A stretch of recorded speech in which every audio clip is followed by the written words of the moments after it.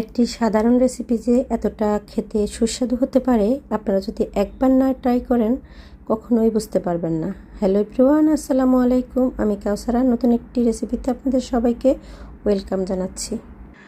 চাপা শুটকি দিয়ে পুঁই শাক ভাজি দেখতে খুব সাদামাটা, কিন্তু স্বাদে যেন ভরপুর এক টুকরো বাংলা। এক চেলেতে শৈশব আর অনেকটা ভালোবাসা। আমরা প্রায় ভাবি সুখ মানে বড় বড় কিছু দামি খাবার, বড় আয়োজন, অনেক কিছু পাওয়া। সত্যি কি তাই? আমার কাছে সুখ মানে প্রিয়জনকে যত্ন করা, প্রিয়জনের পছন্দের একটি রান্না করে তাদেরকে খাওয়ানো, আর খাওয়ানোর পর যে সুন্দর একটি তৃপ্তিকর হাসি তাদের মুখে ফুটে ওঠে সেটি দেখা। আজ রান্না করতে গিয়ে বারবার মনে পড়ছিল ছোটবেলাকার কথা। আম্মু পুঁই শাকের মাছা থেকে কটা পাতা এনে কুচি কুচি করে এই ভাজিটা বানাতেন।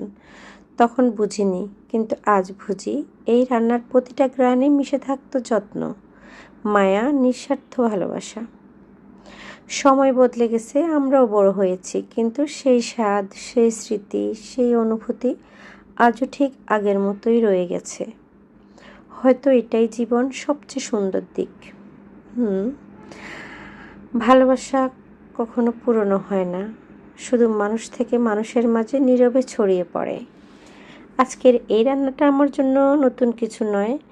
আমার সন্তানরা খুব ভালোবেসে খায় বলে আমি প্রায় রান্নাটা করি। প্রতিবারই মনে হয় আমি শুধু একটা রান্না করছি না, আমি একটা স্মৃতি তৈরি করছি, যেমনটা একদিন আমার আম্মুও করেছিলেন আমাদের জন্য।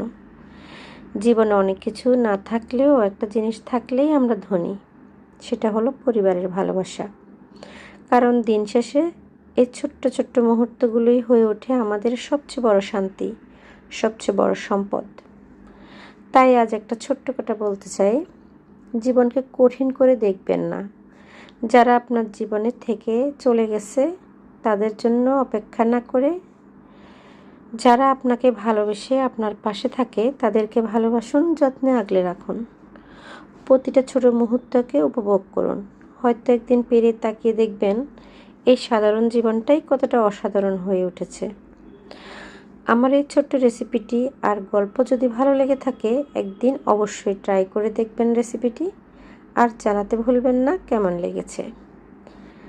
ভালো লাগলে আমার এই ফেসবুক প্রোফাইলটিকে ফলো দিয়ে রাখতে পারেন নিত্য নতুন রেসিপি পাওয়ার জন্য। সবার জন্য রইল অনেক অনেক দোয়া, ভালোবাসা। আর আপনারা সবাই ভালো থাকুন, সুস্থ থাকুন, প্রিয় মানুষদের নিয়ে সুখে শান্তিতে থাকুন। আজকের মতো এখানেই বিদায় নিচ্ছি।